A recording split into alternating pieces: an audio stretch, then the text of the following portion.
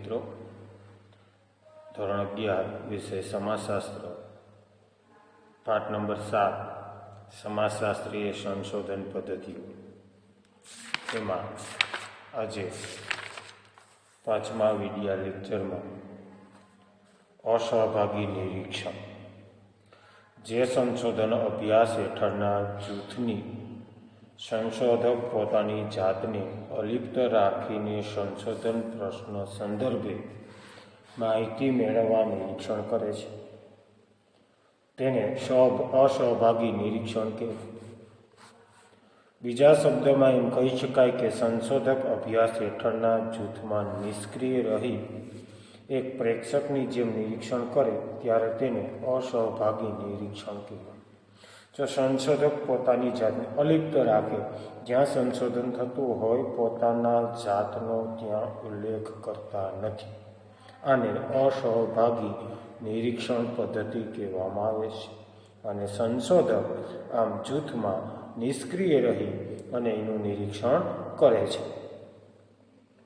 અસહભાગી નિરીક્ષણમાં સંશોધક એક બહારની વ્યક્તિ તરીકે નિરીક્ષણ કરે છે. કારખાનામાં હડતાલ, ધાર્મિક ઉત્સવો, વિધિઓ, શાળામાં વિદ્યાર્થીઓ અને શિક્ષકો વચ્ચે સંબંધો વગેરે જેવી અનેક પરિસ્થિતિના અભ્યાસમાં અસહભાગી નિરીક્ષણનો ઉપયોગ કરી શકાય. અસહભાગી નિરીક્ષણ ક્યાં ક્યાં થઈ શકે તે એક કારખાનાના એક હડતાલ પડતી હોય, એમાં ધાર્મિક ઉત્સવો, શાળામાં વિદ્યાર્થી શિક્ષક ઉપર દેખરેખ અથવા તો શાળાના શિક્ષક વિદ્યાર્થી વચ્ચેનો સંબંધ જેવી અનેક પરિસ્થિતિના અભ્યાસને અસહભાગી નિરીક્ષણ કહેવામાં આવે છે. ઉપરોક્ત પ્રકારો નિરીક્ષણકર્તાની ભૂમિકાને આધારે ઉદ્ભવેલા છે. સંશોધનમાં સંપૂર્ણ સહભાગી કે સંપૂર્ણ અસહભાગી નિરીક્ષણ કરવું મુશ્કેલ છે.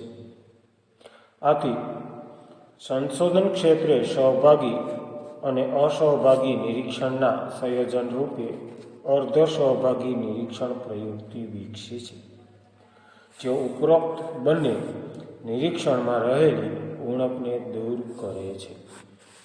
ભૂમિકાના આધારે ઉદ્ભવેલી સહભાગી સંપૂર્ણ અસહભાગી નિરીક્ષણ કરવું પણ એટલું જ મુશ્કેલ છે, અને આ સહભાગી કે અસહભાગી નિરીક્ષણ સંયોજનના સ્વરૂપે એ પ્રયુક્તિ વિકસેલી છે.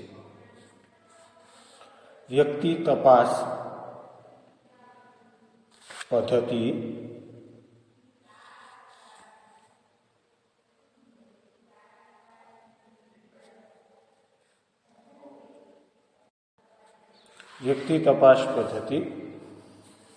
સામાન્ય રીતે ગુણાત્મક અભ્યાસમાં વિશિષ્ટ પ્રકારના અભ્યાસની આવશ્યકતા રહે છે. વ્યક્તિ તપાસ પદ્ધતિ આવી જ એક પદ્ધતિ છે જેના દ્વારા કોઈ વ્યક્તિ, સંસ્થા કે સમુદાયનો અભ્યાસ થાય છે. જો વ્યક્તિ તપાસ પદ્ધતિ આ એક આવી પદ્ધતિ છે અને વ્યક્તિ, સંસ્થા કે સમુદાયનો અભ્યાસ કરવામાં આવે છે.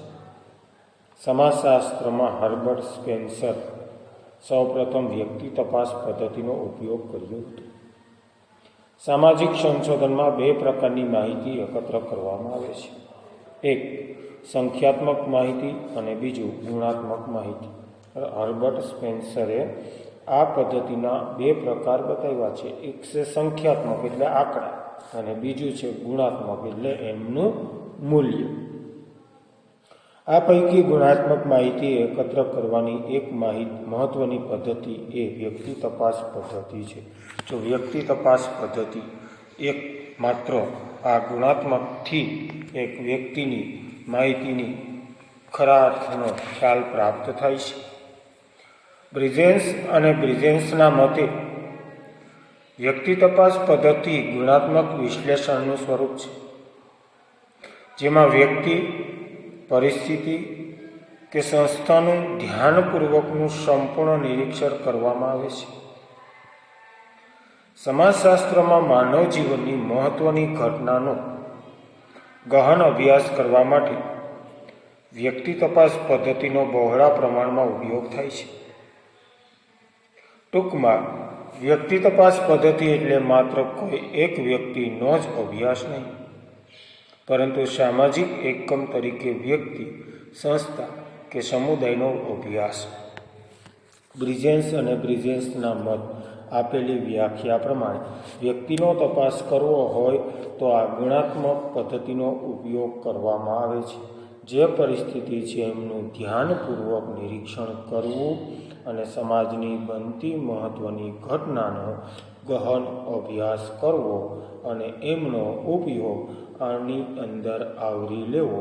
આ પદ્ધતિ એટલા માટે જ આમાં ઉપયોગમાં આવરી લેવાય છે. વ્યક્તિ તપાસ પદ્ધતિની વિશેષતાઓ. નંબર 1, અભ્યાસનું કેન્દ્ર સામાજિક એકમ છે. અભ્યાસનું કેન્દ્ર એક સામાજિક, એક સમાજના સમૂહ સુધીનું છે, વ્યક્તિથી લઈ અને સમૂહ સુધી. સામાજિક એકમ પર અસર કરનારા પરિબળો શોધી કાઢવામાં આવે છે અને સામાજિક એકમ અને સામાજિક વાતાવરણ વચ્ચેનો કાર્યકરણનો સંબંધ તપાસવામાં આવે છે. આમ વ્યક્તિ સામાજિક એકમને અસર કરનારા પરિબળોને શોધી કાઢવા એટલે કે વાતાવરણ વચ્ચેનો કાર્યકરણ સંબંધની ચર્ચાઓ કરવી. સામાજિક એકમમાં અભ્યાસને જરૂરી એવા હેતુઓને લક્ષ્યમાં લઈને અભ્યાસ કરવામાં આવે છે. સામાજિક એકમના અભ્યાસને જરૂરી હેતુઓને લક્ષ્યમાં લેવાય. આ પદ્ધતિમાં કોઈપણ એકમનો ઊંડાણપૂર્વક ઝીણવટભર્યો અભ્યાસ થાય છે. જો કોઈ પણ આ પદ્ધતિના એકમમાં ઊંડાણપૂર્વક એનો અભ્યાસ કરવામાં આવે છે. આ પદ્ધતિ ગુણાત્મક અભ્યાસ પણ કહે છે અને અમુક ગુણાત્મક પદ્ધતિ તરીકે પણ ઓળખવામાં આવે છે. આ પદ્ધતિમાં સંશોધનની ઘણી બધી પદ્ધતિ અને પ્રયુક્તિ જેવી કે ઐતિહાસિક, ગ્રંથાલય, નિરીક્ષણ, મુલાકાત વગેરેનો સીધો ઉપયોગ થાય છે. આ પદ્ધતિમાં ઐતિહાસિક, ગ્રંથાલય કે નિરીક્ષણ કે મુલાકાત વગેરેનો ઉપયોગ કરવામાં આવે છે. વ્યક્તિ તપાસ પદ્ધતિના ઉપયોગથી 2 પ્રકારના અભ્યાસ કરી શકાય. એક વ્યક્તિ અધ્યયન અને એક સમૂહ કે સમુદાયનું અધ્યયન. આનાથી 2 બાબતનો અભ્યાસ થઈ શકે છે. એક વ્યક્તિ અધ્યયન એટલે વ્યક્તિની શોધ અથવા તો વ્યક્તિની તપાસ અથવા તો એમનો અભ્યાસ. બીજું આપ્યું સમૂહ અને સમુદાયનું પણ અધ્યયન. આ પદ્ધતિમાં પ્રાથમિક માહિતી મુલાકાત, અનુસૂચિ અને નિરીક્ષણ દ્વારા અને ગૌણ માહિતી ડાયરી, પત્રો, જીવન, ઇતિહાસ કે દૈનિક નોંધના માધ્યમથી એકત્ર કરવામાં આવે છે. આ માહિતીની અનુસૂચિ કે નિરીક્ષણ દ્વારા એક ડાયરી છે, બીજું છે પત્રો છે, પછી જીવન, ઇતિહાસ કે દૈનિક નોંધોમાં આનો ઉપયોગ કરવામાં આવે છે.